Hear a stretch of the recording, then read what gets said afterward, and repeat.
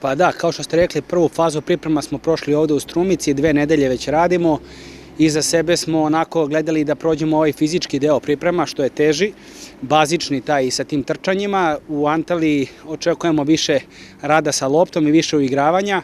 Ovde nas je poslužilo vreme do prethodna 2-3 dana, pao je sneg pa nismo mogli baš puno da izlazimo na teren i nadam se da ćemo u Antaliji uspeti da se onako dobro spremimo taktički, da se uigramo dobro, imamo jake utakmice tamo koje nas očekuju, tako da očekujem da ćemo biti spremni за наставак сезоне. Дали успеавме да ја подигнеме физичката подготвеност на фудбалерите на Брера, со оглед дека во оваа прва фаза токму фокусот беше физичката подготвеност. Како се момциве? Momci su umorni, sigurno da je bilo teško da se spreme, nadam se da smo spremni. Imali smo i po 2 treninga dnevno u ove 2 nedelje, tako da onako smo dobro podneli. Ono što je za mene jako važno da nema povreda, da smo svi prošli kako treba ovaj prvi deo priprema i očekuje nas sad onaj lepši deo tamo u Antaliji da se spremimo i uigramo.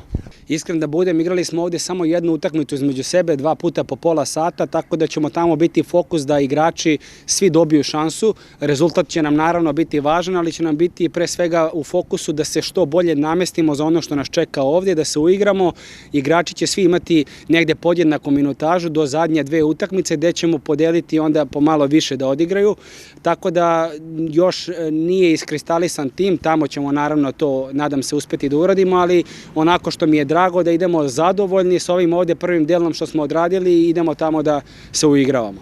Pa ovi momci koji su novi došli, onako brzo su se, čini mi se, uklopili. Ono što mi je drago da je ova grupa momaka koja je ostala ovde jako dobra, mislim da su ih dobro prihvatili i da onako možemo da napravimo dobar ambijent. Ja stalno govorim igračima kakav budemo mi ambijent kreirali sami sebi tu, tako će nam biti. Tako da dosta polažemo stvari na taj međuljudske odnose među njima, da budu dobri prijatelji pre svega i da iz svega toga napravimo rezultat na kraju.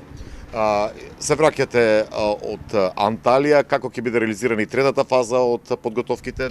Планирани ли се овде надпревари пријателски контролни овде во Струмица, за да можат струмичани да го видат тимот? Tako je, da, igraćemo generalnu probu kad se vratimo, još uvijek nismo definisali protivnika s kojim ćemo odigrati tu utakmicu, ali kažem, imat ćemo da se spremimo dovoljno dobro do početka sezone. Prvo, odlična atmosferата по тоа што можем да видам. Ovde su nedela dana, oni trenira nedela dana повеќе од мене.